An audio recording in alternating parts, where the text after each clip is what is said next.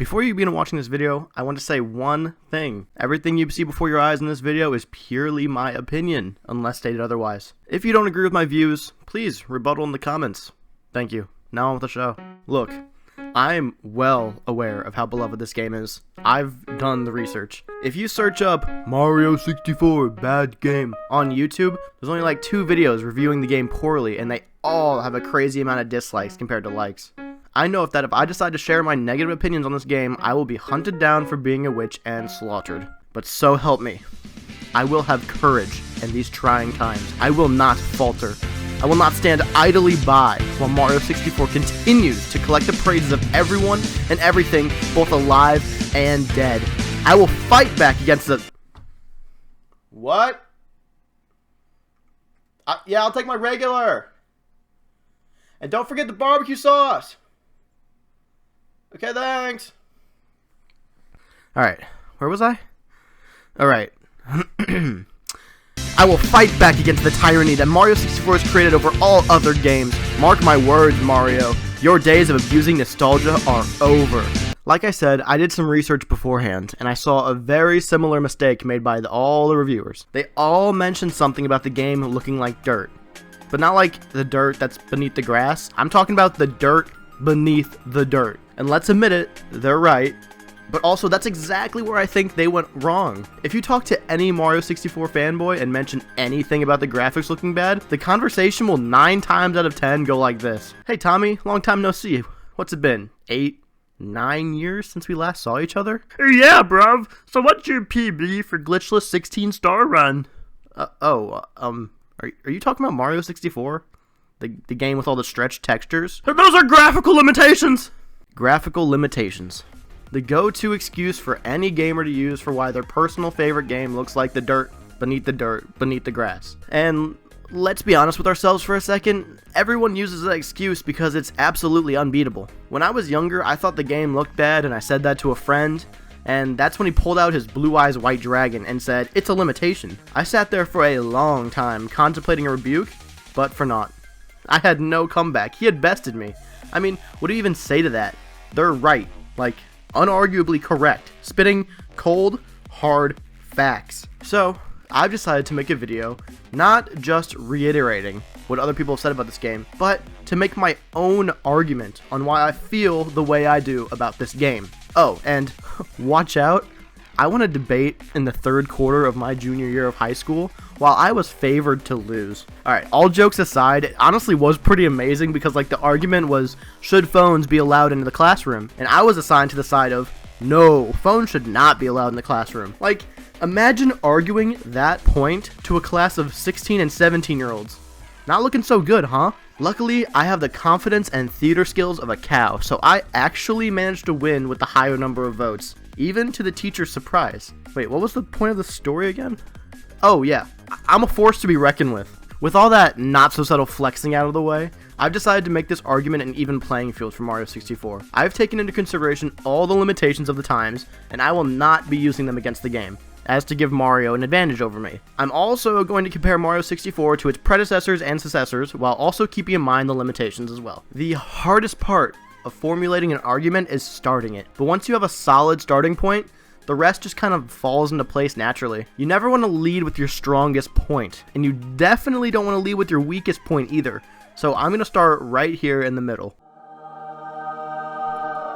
Chapter 1 Power-Up Design. Let's start up this argument by talking about one of the most Mario-related gimmick there is, the power-up. Since the beginning of time, there has always been man and mushroom. When casually playing a typical side-scroller Mario game, mushrooms play a very vital role, giving you an extra hit before you tap out. It is the most basic of functions, yet it can be seen as a beacon of light when you are scrambling around as a small Mario. Mario 64 took that all away from us, and gave us a health bar instead, but we'll get to that later. And yes, I get it, it would have been strange and difficult to have and program a Smario. Smario. A small Mario. We did get to keep one mushroom though, the 1-up mushroom.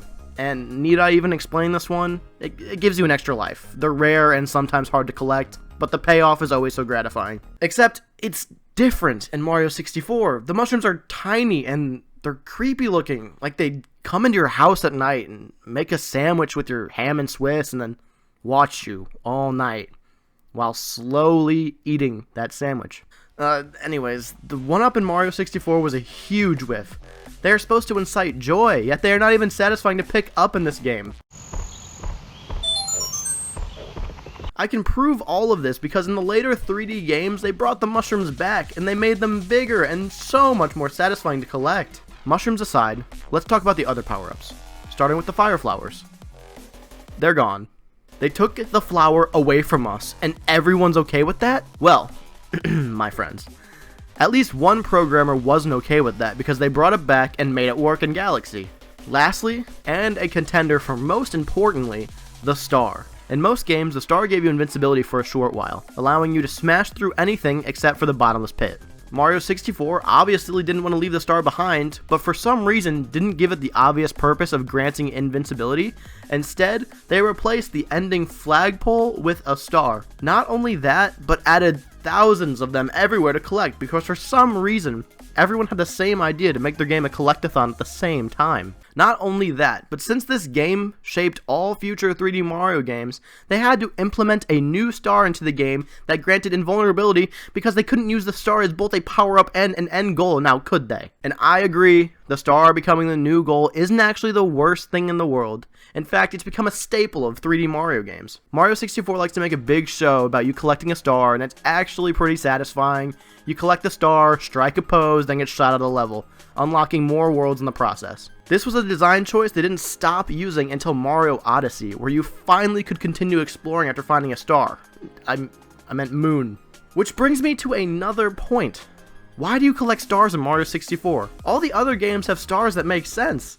In Mario Sunshine, you collect shine sprites, which are basically the sun. In Odyssey, you collect moons, because I guess you go to the moon. In both Galaxies 1 and 2, you collect stars and grand stars, because you're in space, where stars are. But in Mario 64, you collect stars for no real reason. Game mechanic-wise, they open doors, sure. But for what reason are those doors opened by stars? Did Peach make that system? Does she have to collect a bajillion stars to get from her bedroom to the bathroom in the middle of the night? Did Bowser lock all the doors and create a multi-layered lock system to set all the doors specifically open with a certain number of stars? If so, why didn't he just make the front door open only when he had 121 stars? Mario would have no way of even getting inside. Speaking of Bowser, what is he even doing in this game? All he does is chill in his weird little arena while Peach is locked away in the mosaic of her own face. Sorry about that. Got on a little tangent there. Let's take a step back really quick and talk about the power-ups that this game did add. There's 3 total. The metal cap. There's 2 total. The vanish cap. This game only added 1 power-up. The wing cap, which allows Mario to fly. Okay, this power-up is actually pretty cool. I love it. My one nitpick is I don't know how Mario's neck is that strong to be held up by his head. Well, actually, how does it stay on his head when a simple gust of wind can knock it off? In all seriousness, this game also added 2 other power-ups. One makes Mario metal, and one makes him invisible. Yes, I said invisible, not invincible. The vanish cap turns Mario invisible and enables the walk through walls cheat. You use this power literally once or twice to walk through a grate and get a star. There isn't much more to say. The metal cap leaves a bad taste in my mouth because it appears in the worst of places. The worst being that poison maze, where you pick up the hat and turn metal. Woo. Yippee. Some people also consider a Yoshi power-up, as you obtain him the same way you would a fire flower. Yet in this game, you meet him after you 100% the game. After meeting him on top of the castle, he gives you an extra billion lives, says some crap in broken English, and jumps into the nearby lake. Brilliant. Quick side note here, while trying to get the shot for Yoshi, I experienced a rare glitch where he just walks off the edge of the roof and disappears. Aside from the amazing power-ups this game added, it also created something I will never forgive it for doing. Well, you know how in all the Mario games you collect the star, you're invincible, and then it runs out? And that makes sense, because you can't be invincible forever, but you can keep the other power-ups for as long as you don't take damage. Well, Mario 64 decided that was dumb, and made it to where every single power-up has a time limit. That oh so terrible mechanic carried all the way over to the Galaxy games, giving the Fire Flower, Ice Flower, and Yoshi power-ups a time limit. All 3 of those power-ups I just mentioned have not been seen since Mario 64. And I am not including Mario 64 DS because I'm pretty sure even the 64 fans hate that game. Personally, I believe that we would have seen those power-ups again if they were actually all that great. Chapter 2. Enemy Design. There are almost zero existing 3D games that exist without any enemies to block your path. Mario 64 is very obviously included in that. 64 introduced a variety of new enemies. Is that a good thing? I'll let you decide. Giving Mario 64 a good shot here. Let's start with the enemy designs that have stuck around for a long time, starting with Amp. Apparently these things are also called Electro Chomps and are related to Chain Chomps. They just kind of spin around a set point and electrocute Mario for a long time when he gets close. This thing has been seen in almost every single game since then, as well as the spin-offs, notably the Mario Party series. Next, there's this fish. Not as memorable as Cheep Cheep. There's also this big one that'll kill you in one hit. The bully enemy was birthed in Mario 64 and is unique compared to other Mario enemies because he can only be defeated by running into him until he falls off whatever platform he's on. Really cool enemy design until you realize Legend of Zelda did it first. This one just has a dumb name, the Spindrift. It's a flower that spins and I guess drifts. Lastly, the Heave Hose. These things are the reason I cry at night. They throw you up in the air and you land on your face. And before you can get back up, oh no! They throw you in the air again. Rinse and repeat. The fact that you're meant to use these things to climb up the wall is baffling to me. If you can somehow manage to get the Heave Ho to throw you up at the perfect angle, then yay! There's 2 more you have to deal with. They improved upon this horrible monster in Sunshine when they made the adorable Cataquax. Also, this piano was totally unnecessary, coming at me spitting literal Mozart! Next are all the pre-existing enemies that were transitioned into this 3rd dimension. Let's start with the very first world you go to, Bomb Battlefield. Wait a second. Almost every single old enemy can be seen immediately, or just by walking up the nearest hill. You have the Goombas, the Koopas, the Bob-ombs, the only existing Chain Chomp. For some reason, a couple of the Bob-ombs are friendly, and most of the other ones are the exact opposite. Why? The Goombas' already set in stone design does not work at all in a 3D space. Having to jump precisely on an enemy's head just doesn't work in a 3D game. The designers knew this, and that's the only reason why Mario can now punch and kick and breakdance. But be warned, if you miss that frame-perfect timing, the Goomba will very gently run into you. As mentioned, there's also a Koopa on this level that is completely helpless and runs away from you. And there's also a bigger Koopa that challenges you to a race. I guess they were going for like a turtle in the hair approach here. But in that story, the turtle wins, but you need to win to get the star. So that means it is a complete coincidence that he happens to be a turtle? Because Mario isn't even a rabbit. But that could be the reason why they added rabbits in the game in the first place. Moving on. Now's a little vote. Here's passion. Okay, this is the last thing I have to say about design. The level designs. The game starts off by spitting Mario out of a pipe in a random ditch. And let's just stop right there for a moment. What's a Mario game without its warp pipes, right? Well, the Mario 64 team definitely had it in their minds when they were making this game, as they added, correct me if I'm wrong, 3 warp pipes to this game. This includes the initial warp pipe and the 2 warp pipes that transfer you to the Bowser Battlefield thingy. Keep in mind that the 3rd Bowser stage instead uses a funnel? Wait. That in itself was always a weird design choice, but maybe they were working with the same limitations we all had while we were making stages in Mario Maker. It always irked me that warp pipes had a limit, a very small one at that. Also, the pipes in Big Small Land or whatever just don't count because I don't think they're actually transporting you. I'm pretty sure they're actually just shrinking and growing Mario, but that's up to interpretation, I suppose. Also, one more thing before I actually get into the level design. The transport system they did create is iffy on my end.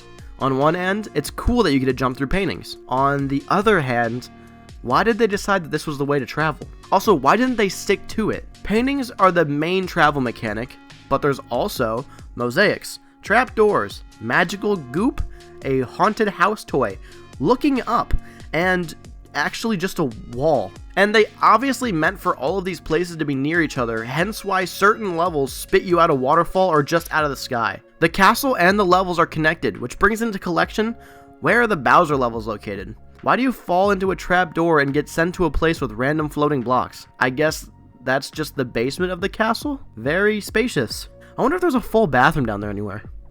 What's this? Peach listed her castle on Airbnb. It says here that it includes a moat. Well, I gotta check this out. Okay, so there's a giant painted glass image of a princess on the front wall. I guess I can live with that for a little while. Moving on, it says here that there's multiple very spacious rooms. How interesting. Okay, room 1. An empty room with a giant painting of a bomb. Okay, good art choice, I suppose. Room 2. An empty room with a Banksy, I guess? Room 3. An empty room with a giant painting of a snowman. Okay, I'm beginning to see the pattern here. Let's check out the other areas. Oh wow, there's a fountain in the backyard. But it's surrounded by killer ghosts, I see. Ooh, the basement is huge. Is that a knee-level layer of still mosquito water? And it has a rodent problem.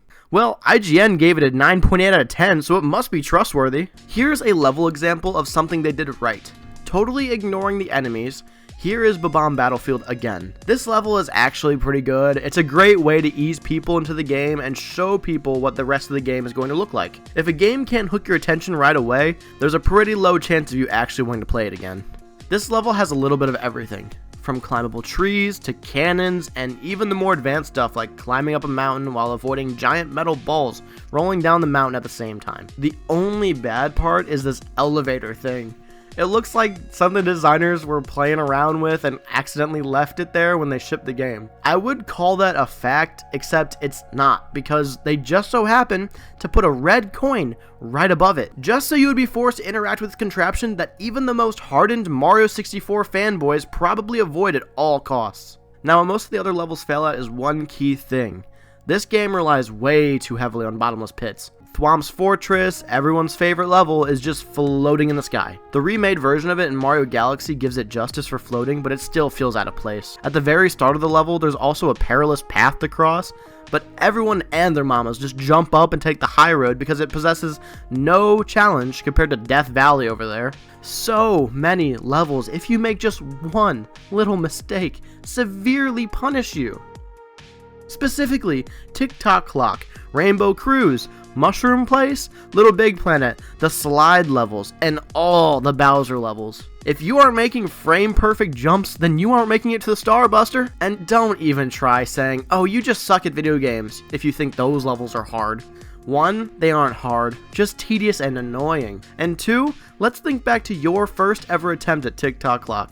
Yeah, that's right. Who's crying now? And can we just be honest for a second here? Does anyone actually enjoy Rainbow Cruise? Sitting there on a carpet for 10 minutes, then failing one jump out of all the 30 perfect jumps you have to make, and having to start over all over again? I want to meet the person who enjoys that, and set them up to meet with a therapist. Yeah, I'm talking about you, Tommy. Your mother is worried about you, man. I'm worried about you. Moving on from level design. Just kidding. Did you seriously think I would forget? Fellas, can you tell me what makes a Mario game a Mario game? That's right. It's the super, mega, ultra annoying water levels. Yes, you all thought I would forget, but no, I am about to hit Mario 64 where it hurts. Oh, Jolly Roger Bay and your annoying brother Dire Docs. It's time for you two to atone for your sins. Swimming is a big no-go in this game. The controls are all clunky and wonky. If you have a destination in your head where you want to go, you'll get there, but not before making a wrong turn and then 70 more attempts to correct that wrong turn. Your health bar becomes a breath meter now, where every other Mario game previously gave Mario underwater breathing. What makes this even more upsetting is that Mario can't even hold his breath for 30 seconds, while the average human can hold their breath for about 45 seconds to a minute. I mean, I get it though. I also can't hold my breath that long as I have a breathing problem, so maybe Mario just has an undiagnosed case of asthma? Not to mention, if anything hits you underwater, they cut off like 10 seconds of your survival time down there. Some of you might be thinking, hey, idiot, that counts as limitations to how well they can program swimming controls. Well, good sir, I say curve thine tongue, because many games went through this issue as well. Considerably, Mario's longtime rival, Sonic, in which case his designers decided to just make it canon that Sonic can't swim. Do me a quick favor, and picture Super Mario 64 in your head. You've just started up the game, and you hop out of that warp pipe onto the dirt path. And look who it is, but none other than Mario Jumpman Mario himself. You feel safe knowing that Mario, the beloved and trusted hairy man you've known since before time itself, has you in his polygonal arms. It's going to be just you and Mario, so this adventure couldn't be bad, right? Now, try this. Instead of Mario, the game is called Crazy Bubsy Land and the 12 Missing Scrolls of Adventure. And instead of Mario, Bubsy comes out of that pipe. Instead of Bowser, you're now fighting Gilbert, the Hippo Man, to save your friend Tommy. Is the game only considered good because Mario's face is slapped on it? Do you honestly think if this was a Bubsy game, it would have been as successful? Not a single person could answer that rhetorical question, but just give it some thought. Intermission. Wow. I complain a lot, and I'm not even done yet. Looking back, I can't exactly pinpoint the moment I started disliking this game. Maybe it's because I don't get that nostalgic feeling from this game that some people do. I've never owned an N64, therefore I never played this game as a kid. But at the same time, that's what lets me look at this game critically, instead of defending it just because you played it when you were 10. I mean, I get it though. I feel that way about Pokemon games. I played the heck out of them as a kid, and I will always and forever defend them no matter what. Another mistake people make when harshly criticizing a widely beloved game is that they will automatically be labeled as the bad guy. But I'm meta. I've already recognized the fact that I'm spitting out a very one-sided argument. The difference here is that I've accepted becoming the villain. So go on. Hate me. After all, I am the antagonist of your story. But just know this. That will never change the way I personally view this game. The only thing I wish to do is hopefully see one other brave enough soul to share their opinions that could get them assassinated on the streets and join me on the dark side. Anyways, let's get this video's momentum back. I have a lot more points to mention, so here's a very quick speed round of some of my lesser points. Speed round. You can skip so much level in Hotland, I can't tell if this was intentional or not. Why do 3 random toads give you stars for no reason? Why do the toads go transparent when you walk away? Why do 2 random blocks control the water level of the moat? Controlling Dory is almost impossible. The monkey. Some of the star titles are so obscure and do not help.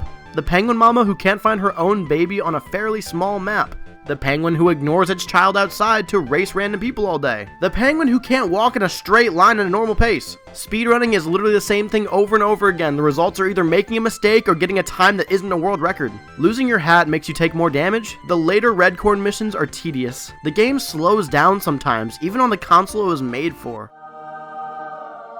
Moving on. Honestly, I only have like 2 more points to make about this game, and in my opinion, they're my 2 strongest and most passion-filled arguments yet. As Mario says best, here we go! Chapter 4 Game Mechanics.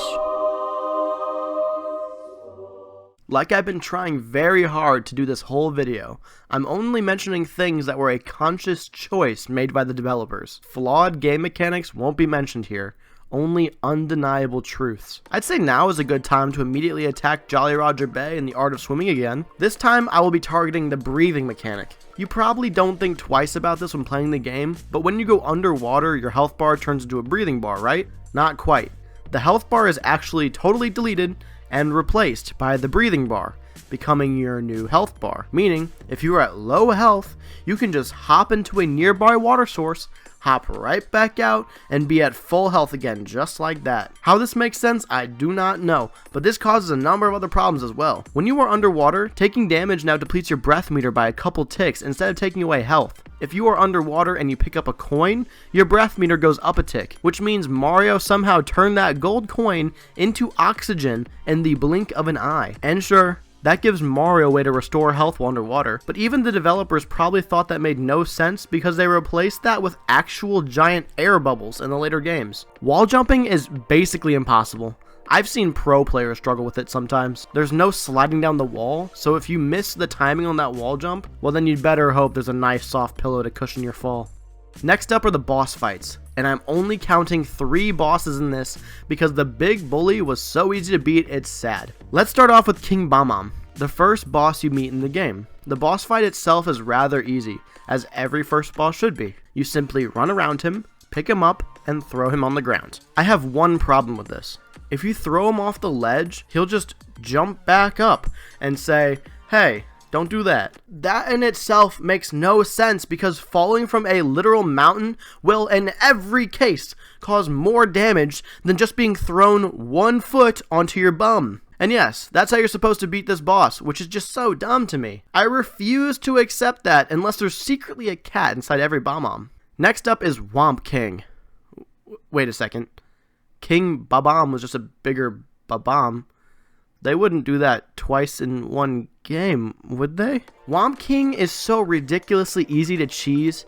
You stand in front of him, jump, and ground pound. 3 times. Nothing else. The Bowser fights are different though. The fight mechanics are so memorable. You run around Bowser, pick him up, and throw him. Oh no. Okay, seriously though, that animation of Mario spinning Bowser around by his tail is easily one of the most memorable Bowser fights in any of the Mario games. The only real problem I have with this fight is the fact that Bowser can just randomly teleport for no explained reason. When you think Bowser, do you imagine a giant spiky teleporting turtle? No, you do not. I was debating giving this topic its own spotlight, and after a long time pondering on it, I came to the conclusion that yes, it is very deserving of its own spotlight. Chapter 5! Camera controls! It doesn't matter if you are using an N64 controller or playing the Virtual Console version on the Wii U with a Pro controller, the camera controls are exactly the same. Here's a basic rundown to how the controls work. If you want the camera to pan around Mario to the left or right, you smack the C-stick to the left or right respectively. That's how every 3D game works. Here's where it gets frustrating. Imagine you don't know how camera controls works, but you've played many 3D games already, so you know how they should act. In Mario 64, if you tilt the C-stick up, you think the camera to move up, right? No. The camera slightly zooms in, but doesn't go up at all. At this point, if you want to move the camera, you have to move the analog stick around to look around, which means to look up, what should be a basic function, you have to stop in your tracks, press up on one stick, and then hold up on the other stick, instead of just being able to look up while running. Also, while you're zoomed into Mario, you can press the C-stick down to zoom back out, and then you can press it again to zoom out some more. If you can't get the camera to agree with you, you can press R to give yourself a close-up view of the back of Mario's neck and walk around like that. But quoting Mr. N64's corner here, this close-up view can be hard to control because the camera pans wildly at the slightest nudge to the side. I think any time that you have the words camera and wildly in the same sentence, it's not a good thing. I don't count this as a limitation because it was a choice to use this system as their camera. Other games like Crash Bandicoot, for example, used a fixed camera throughout the whole game, probably because there was not yet a standard camera system in which we all subconsciously agree upon. If they couldn't invent a system of looking up on the fly, then the levels should have been more flattened out, less upward motion and more outward, similar to how the older 2D Mario games were. But then you look deeper and realize that that isn't the only problem. The camera constantly obscures your view without your consent, sometimes even getting stuck completely. Objects and walls block the camera, making the inside levels impossible to navigate. Lining up the camera with your current obstacle can be challenging enough if you didn't also have to worry about the Rainbow Ride carpet driving around the speeds of 2 frames a second. If it isn't obvious, this is the thing that I personally despise the most about this game, and I'm getting worked up over it. So here's a short montage of the famously infuriating camera in Mario 64. The beloved camera.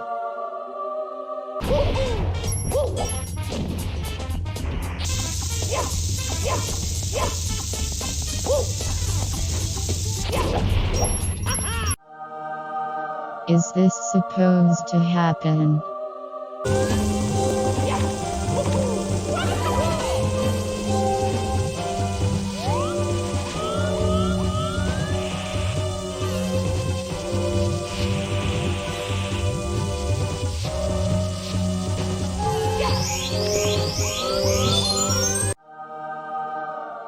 Surprise bowling ball.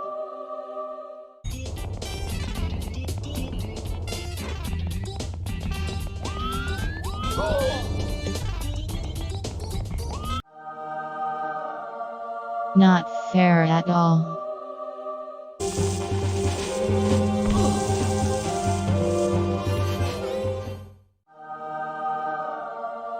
Runaway coin.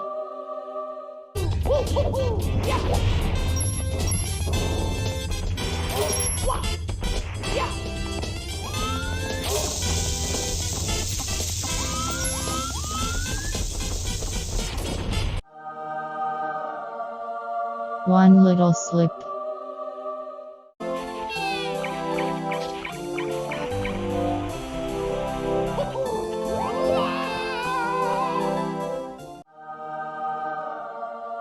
Another little slip.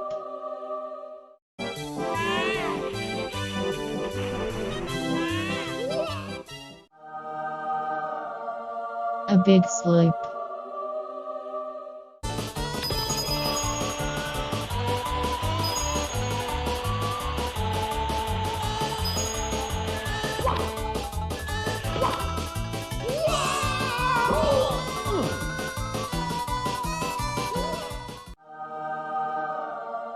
This freaking penguin.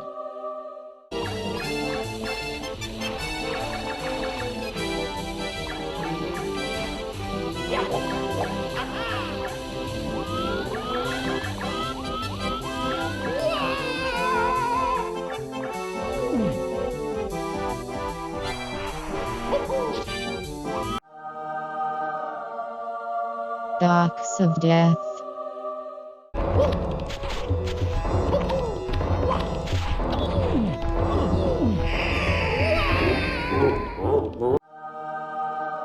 Just watch, this was actually done.